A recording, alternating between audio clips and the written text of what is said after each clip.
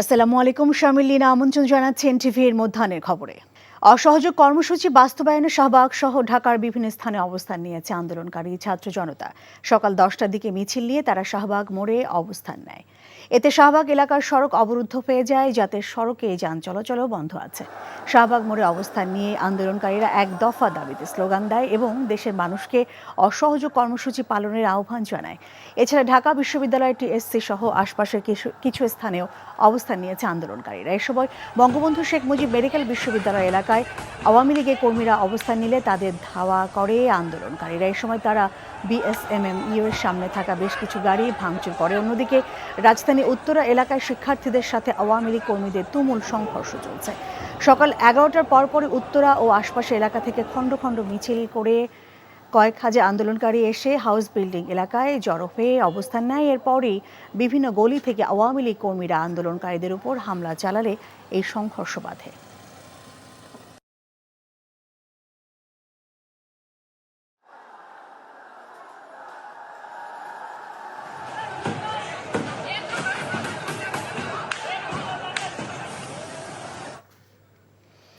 দর্শক, এই মুহূর্তে উত্তরা এলাকায় আছেন আমাদের সহকর্মী নিয়ামুল আজিজ সাদেক। শিক্ষার্থীদের আন্দোলনের খবর জানতে আমরা সরাসরি যুক্ত হচ্ছি তার সঙ্গে। সাদেক, ছাত্র আন্দোলনের কি খবর আছে আপনার কাছে?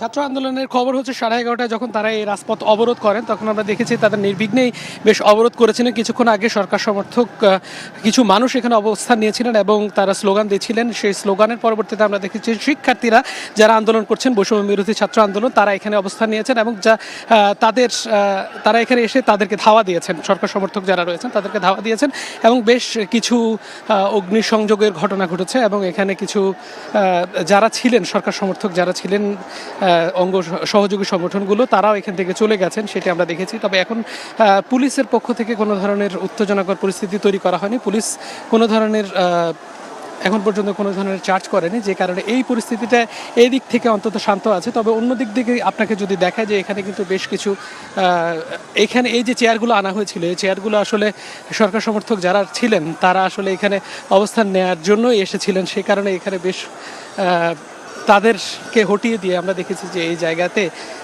শিক্ষার্থীরা অংশগ্রহণ করছেন এবং শিক্ষার্থীরা এই যে চেয়ারগুলো ভাঙচুর করে সেখানে আগুন ধরিয়ে দিয়েছেন। এখন পর্যন্ত বেশ উত্তেজনাকর পরিস্থিতি। গতকাল যেটি বলা হচ্ছিল যে অসহযোগ আন্দোলন, সে অসহযোগ আন্দোলন আজকে সকাল থেকে দেখেছি যে গলিতে গলিতে শিক্ষার্থীরা শুধু নয়, শিক্ষার্থীদের সাথে অন্যান্য যে জনতা রয়েছে তারাও কিন্তু এখানে এসেছিলেন এবং তাদেরকে সমর্থন জুগিয়েছিলেন এবং আমরা দেখেছি যে ক্রমেই সেটার পরিধি অনেক বেশি বেড়েছে। এখন এই জায়গাগুলোতে উত্তরার রাজলক্ষ্মী এলাকায় আমরা অবস্থান করছি। পুলিশ এখন পর্যন্ত কোনো ধরনের লাঠিচার্জ, টিয়ার গ্যাস কোনো কিছুই করেনি। তবে এখন আমরা দেখছি যে উত্তেজিত জনতা যারা, তারা ধীরে ধীরে আরেকটু এগিয়ে আসছেন। এই জায়গাতে পুরোটাই আমরা দেখছি যে তারা অপর প্রান্তে, যেখানে পুলিশ উত্তরা পূর্ব থানা রয়েছে, সেই উত্তরা পূর্ব থানার অপর প্রান্তেও দেখেছি যে এখানে মারামারির বেশ ঘটনা ঘটছে। একজন সরকার সমর্থক তিনি আহত হচ্ছেন।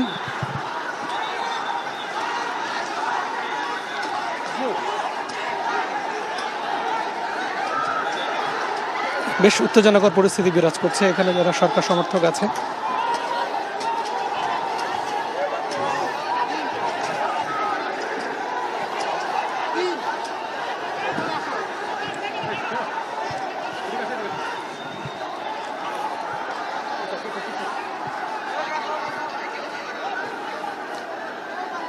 আর এই পরিস্থিতি এখনো বিরাজ করছে, এখনো বেশ উত্তেজনাকর পরিস্থিতি বিরাজ করছে। আপনি নিশ্চয়ই দেখতে পাচ্ছেন যে পুরো জায়গাটি এখন থমথমে অবস্থা। পুলিশ রয়েছে, পুলিশের পাশাপাশি এখানে অন্য অন্য বাহিনীকে আমরা দেখেছি, কিন্তু এখন সেটি নেই, তারা এখান থেকে চলে গেছেন। তবে যে শিক্ষার্থীরা তারাই কিন্তু এই জায়গাতে অবস্থান করছেন এবং উৎসুক জনতা দেখেছি। আজকে অসহযোগের যে ডাক দেওয়া হয়েছিল সেই অসহযোগের ফলে যে এই এলাকার আশপাশের যে ভবনগুলো রয়েছে সেই ভবনগুলোতে কোনো ধরনের আমরা যে শিক্ষার্থী যারা রয়েছেন শিক্ষার্থীদের কোনো অবস্থান আসলে দেখিনি।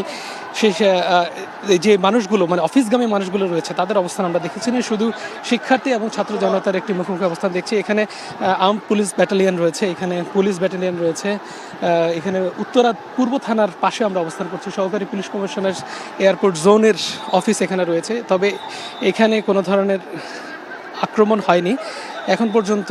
আমরা দেখছি যে পুরো ওই জায়গাটিতেই মোটামুটি। উত্তরা থেকে জানছিলাম সেখানকার শিক্ষার্থীদের আন্দোলন কর্মসূচির খবর। এবার যাব শাহবাগ এলাকায়, সেখানে আছেন আমাদের স্টাফ করেসপন্ডেন্ট নূর হোসেন। নূর, শাহবাগ সহ বিশ্ববিদ্যালয় এলাকার চিত্র কেমন দেখছেন? কোনো সংঘর্ষের খবর আছে কিনা সেখানকার?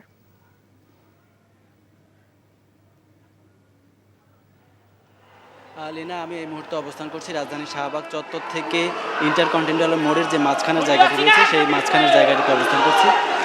এই শাহবাগ থেকে শুরু করে টিএসসি এবং ইন্টারকন্টিনেন্টাল মোড়, এই পুরো রাস্তাটি আজ আন্দোলনকারী ছাত্র জনতার দখলে রয়েছে এবং তাদের যে অসহযোগ রয়েছে এক দফার দাবিতে, সরকারের পদত্যাগের যে এক দফা, সেই এক দফার দাবিতে যে অসহযোগ আন্দোলন আজকে শুরু হয়েছে, সেই অসহযোগ আন্দোলনের দাবিতে আজকে তারা বেলা 10:30টার পরে শাহবাগে এসে অবস্থান নেয় এবং এখানে তখন ছাত্রলীগের কিছু নেতাকর্মীর অবস্থান ছিল। আন্দোলনকারীরা যখন মিছিল নিয়ে এই জায়গাটিতে এসে অবস্থান করে তখনই তারা এখান থেকে পালিয়ে যায়। পরে তারা বঙ্গবন্ধু শেখ মুজিব মেডিকেল বিশ্ববিদ্যালয়ের যে ভেতরের এলাকাটি রয়েছে সে ভেতরে অবস্থানে এবং সেখান থেকে আন্দোলনকারীদের লক্ষ্য করে ইট পাটকেল ছোড়া হলে আন্দোলনকারীদের সঙ্গে ছাত্র জনতার সঙ্গে তাদের একটি সংঘর্ষ ঘটনা ঘটে এবং ছাত্র জনতা যারা আজকে রাজপথে নেমে এসেছেন তারা বলছেন সরকারের পদত্যাগ না হওয়া পর্যন্ত, এক দফার বাস্তবায়ন না হওয়া পর্যন্ত তারা তাদের যে রাজপথ, সেই রাজপথের যে অবস্থান সেই অবস্থানটি ছেড়ে যাবে না। লীনা, দর্শক, শাহবাগ এলাকা থেকে জানছিলাম শিক্ষার্থীদের এক দফা কর্মসূচির খবর। এই মুহূর্তে আমরা ধানমন্ডি এলাকায় যাব, সেখানে আছেন আমাদের স্পেশাল করেসপন্ডেন্ট মুকসিমুল আহসান। আমরা সরাসরি যুক্ত হচ্ছি তার সঙ্গে। মুকসিমুল, আজ তো আওয়ামী লীগের ওয়ার্ডে ওয়ার্ডে গণজমায়েত হওয়ার কর্মসূচি রয়েছে, তো ধানমন্ডি এলাকায় কি হচ্ছে সেখানকার সার্বিক চিত্র আপনি কি পর্যবেক্ষণ করলেন আমাদেরকে জানাবেন?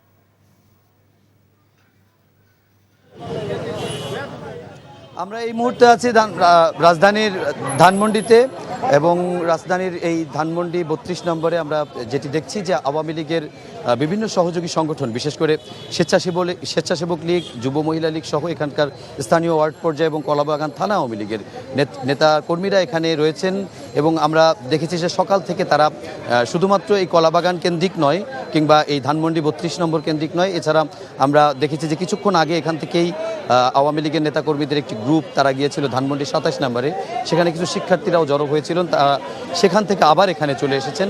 এবং এর বাইরে যদি বলি, রাজধানীর খামারবাড়িতে আমরা দেখেছি এবং খামারবাড়ি কৃষিবিদ ইনস্টিটিউশনের সামনে এবং যদি বলি আমরা ঠিক মানিক মিয়া এভিনিউতে সংসদের উল্টা পাশে, সেখানেও আমরা দেখেছি যে পেশাজীবীরা, বিশেষ করে বঙ্গবন্ধু কৃষিজীবী পরিষদ, তারা একত্রিত হয়েছে। এর বাইরে যদি বলি, আমরা সকাল থেকে দেখেছি মিরপুর 10 নম্বরে স্বেচ্ছাসেবক লীগ, যুবলীগ এবং স্থানীয় আওয়ামী লীগ তারা সেখানে একত্রিত হয়েছে। এর বাইরে রাজধানীর বিভিন্ন থানা এবং ওয়ার্ড পর্যায়ে এবং মহানগরেও বিভিন্ন জায়গায়, কেন্দ্রীয় কার্যালয়ের সামনে আশপাশে রাজধানীর বিভিন্ন জায়গায় আমরা দেখেছি যে এতদিন আওয়ামী লীগের এই নেতাদের আমরা এভাবে রাজনৈতিক কর্মসূচিতে না দেখলেও এবার আমরা সরাসরি তাদেরকে দেখছি এবং এক্ষেত্রে তারা যে বক্তব্যটি দিচ্ছেন, তারা বলছেন যে এতদিন শিক্ষার্থীদের আন্দোলন ছিল, শিক্ষার্থীদের কোটা সংস্কার আন্দোলন, কিন্তু যেহেতু এখন তারা সরকার পতনের এক দফা দাবিতে গিয়েছে, সে কারণে তারা এটি রাজনৈতিকভাবে মোকাবেলা করতে চায়।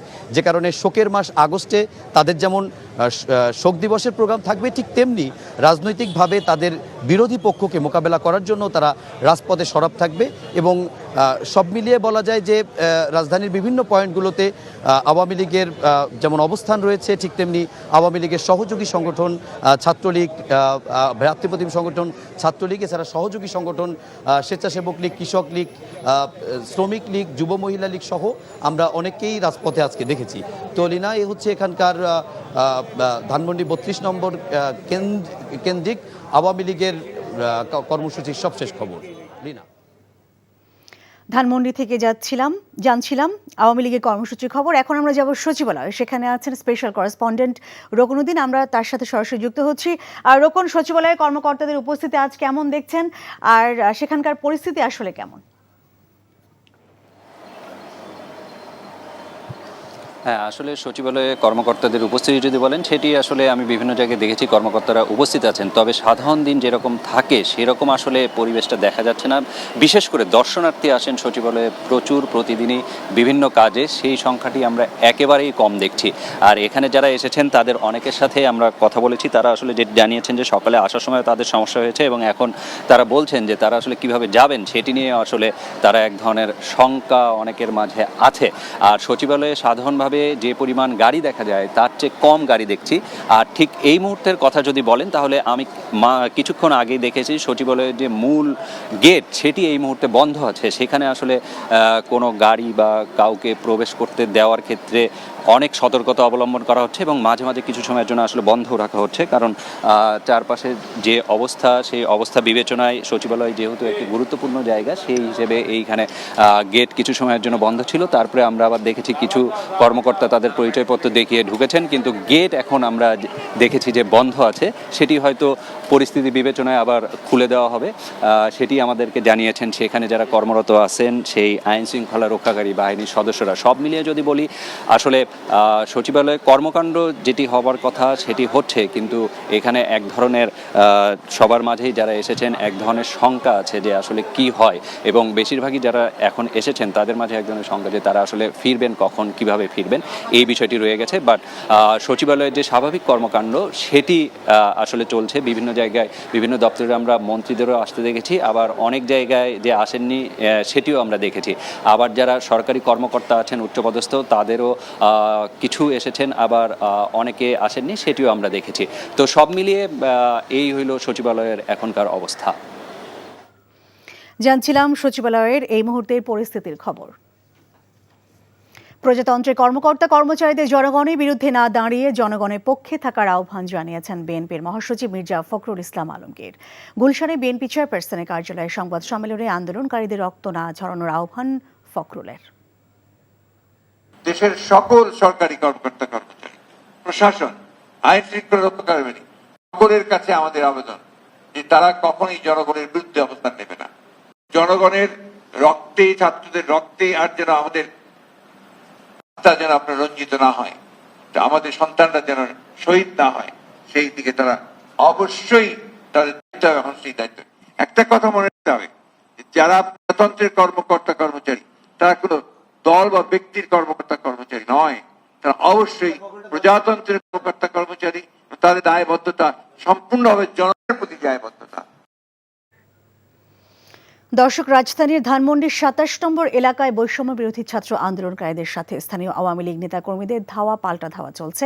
সেখানে আছেন আমাদের সিনিয়র করেসপন্ডেন্ট ফাহাদ মোহাম্মদ, আমরা টেলিফোনে সরাসরি যুক্ত হচ্ছি তার সঙ্গে। ফাহাদ, ধানমন্ডির সবশেষ কি পরিস্থিতি দেখছেন? লিনা, আমি এখন ধানমন্ডির 27 নম্বর রাপা প্লাজার সামনে যে মার্কেটটি রয়েছে সেই মার্কেটের মোড়ে আছি। কিছুক্ষণ আগে এখানে এই রাপা প্লাজার মোড়টির সামনে 100 থেকে 150 আন্দোলনকারী ছাত্র তারা নেমেছিল রাস্তায়, এবং তারা রাস্তায় নামার পরপরই তখন আমরা দেখেছি যে ধানমন্ডি 32 নম্বরের দিক থেকে এবং গণভবনের এদিক থেকে আওয়ামী লীগ এবং এর সহযোগী সংগঠনের নেতাকর্মীরা এদেরকে, এই ছাত্র আন্দোলনকারীদেরকে ধাওয়া দেয়, এবং এখানে তারা কিছুক্ষণ 10 থেকে 15 মিনিট ইট পাটকেল ছোড়াছুড়ি করে দুই পক্ষ। এবং এর এক ফাঁকে আওয়ামী লীগ এবং সহযোগী সংগঠনের নেতাকর্মীদের সংখ্যা বেশি হওয়ায় পিছু হটে আন্দোলনকারীরা। আমরা তাদেরকে দেখেছি বিভিন্ন গলিতে, বাসা বাড়িতে ঢুকে আশ্রয় নেওয়ার জন্য। এরপরে এখানে এখন মোটামুটি পরিস্থিতি শান্ত, কিন্তু 3-4 জন ছাত্রকে আমরা লাঠিপেটা করতে দেখেছি। তাছাড়া এখন যদি বলি পরিবেশ ধানমন্ডি 27 নম্বরের পরিবেশ মোটামুটি শান্ত রয়েছে। আইন শৃঙ্খলা রক্ষাকারী বাহিনীর সদস্যরা রয়েছে, পাশাপাশি ছাত্রলীগের এবং আওয়ামী লীগের সহযোগী সংগঠনের নেতাকর্মীরা রাস্তায় দাঁড়িয়ে মিছিল করছে এবং অবস্থান করছে, কিন্তু এখন কোনো আন্দোলনকারী বা ছাত্রদেরকে আমরা রাস্তায় দেখছি না। লিনা, বৈষম্য বিরোধী ছাত্র আন্দোলনের ব্যানারে মিছিলে প্রকম্পিত হয়ে উঠেছে জাহাঙ্গীরনগর বিশ্ববিদ্যালয় ক্যাম্পাস। তাদের সঙ্গে যোগ দিয়েছেন শিক্ষকরা। সেখানে আছেন আমাদের স্পেশাল করেসপন্ডেন্ট জাহিদুর রহমান, জানাচ্ছেন সর্বশেষ খবর। জাহাঙ্গীরনগর বিশ্ববিদ্যালয়ের সামনে ঢাকা-আরিচা মহাসড়কের ডেইরি গেটে সকাল থেকেই ঢাকা-আরিচা মহাসড়কে চলেনি দূরপাল্লার কোনো যানবাহন। শিক্ষার্থীদের ডাকা সর্বাত্মক অসহযোগ আন্দোলনের প্রতি দেখা গেছে সর্বস্তরের মানুষের একাত্মতা। বেলা 11টা থেকেই জাহাঙ্গীরনগর বিশ্ববিদ্যালয়ের আন্দোলনকারী শিক্ষার্থীরা সমবেত হতে শুরু করেছেন শহীদ মিনারের পাদদেশে। তাদের সঙ্গে যোগ দিয়েছেন বিভিন্ন বেসরকারি বিশ্ববিদ্যালয়ের শিক্ষার্থীরাও। শিল্পাঞ্চল সাভার ও আশুলিয়ার 1800 তৈরি পোশাক কারখানা খোলা রয়েছে। বিজিএমইর নির্দেশনা না থাকায় গার্মেন্টসগুলো খোলা রয়েছে বলে জানিয়েছেন শিল্প মালিকরা। তবে যান চলাচল না থাকায় গার্মেন্টস কর্মীদের তৈরি পোশাক কারখানায় উপস্থিত হতে বেশ বেগ পেতে হয়েছে। দর্শক, এখন আমরা যাচ্ছি ঢাকার বাইরে চট্টগ্রামে। সেখানে আছেন আমাদের সিনিয়র করেসপন্ডেন্ট আরিজ আহমেদ। আরিজ, চট্টগ্রামের ছাত্র আন্দোলনে কি খবর আছে আপনার কাছে? লিনা, আপনি এই মুহূর্তে দেখছেন এখানে সকাল 11টা থেকে চট্টগ্রামে বৈষম্য বিরোধী শিক্ষার্থীরা চট্টগ্রাম নিউ মার্কেট এলাকায় সেখানে জড়ো হয়েছিল এবং বিপুল সংখ্যক শিক্ষার্থী এখানে অবস্থান নিয়েছিল। কিন্তু একই স্থানে আওয়ামী লীগ এবং অঙ্গ সংগঠনরাও কর্মসূচি পালন করার কারণে এখানে একটা একদম রণক্ষেত্রে পরিণত হয় এবং পুলিশ এবং ছাত্রলীগের যে নেতাকর্মীরা শিক্ষার্থীদের উপর হামলা করেছে এবং সেখানে police tear gas, rubber bullet সহ নানাভাবে তারা আক্রমণ করেছে এবং শিক্ষার্থীরা এই মুহূর্তে নিউ মার্কেট এলাকাতে চলে গেছে এবং এখানে বেশ কিছু ছাত্র আহত হয়েছে। তাদেরকে কারো মাথায়, হাতে, পায়ে আসলে গুলি লেগেছে। এখানে টিয়ার সেল, রাবার বুলেটের কারণে অনেক শিক্ষার্থী আহত হয়ে পড়েছে।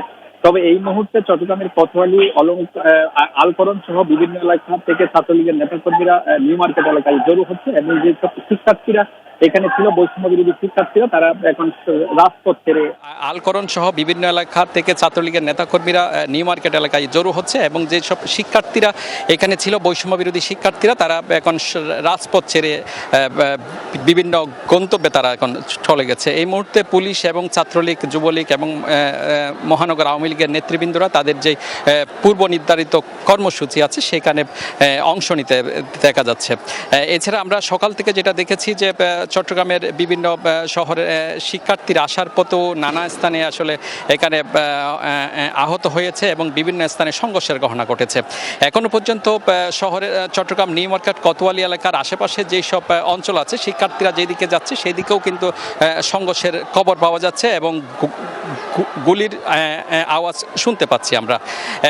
এই মুহূর্তে চট্টগ্রাম নিউ মার্কেট এলাকায় এক ধরনের বলা যায় যে এখানে রণক্ষেত্রে পরিণত হয়েছে। লিনা, এই ছিল এখানকার সর্বশেষ। চট্টগ্রাম থেকে জানছিলাম সেখানকার আন্দোলনের সর্বশেষ পরিস্থিতির খবর।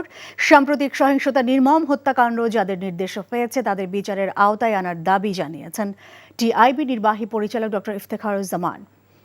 সকালে মাইডাস সেন্টারের সামনে টিআইবি মানববন্ধনে এই দাবি জানান তিনি। এই সময় টিআইবি জাতিসংঘের উদ্যোগে সম্পূর্ণ স্বাধীন একটি তদন্ত কমিশন করার দাবি জানায়। অবিলম্বে আটক সকল শিক্ষার্থীকে মুক্তি চেয়ে টিআইবি বলছে, সব ক্ষেত্রে মানবাধিকার ও ন্যায় বিচার নিশ্চিত করতে হবে। এছাড়া নিরবিচ্ছিন্ন ইন্টারনেট সরবরাহ অব্যাহত রাখার আহ্বান জানিয়েছে টিআইবি।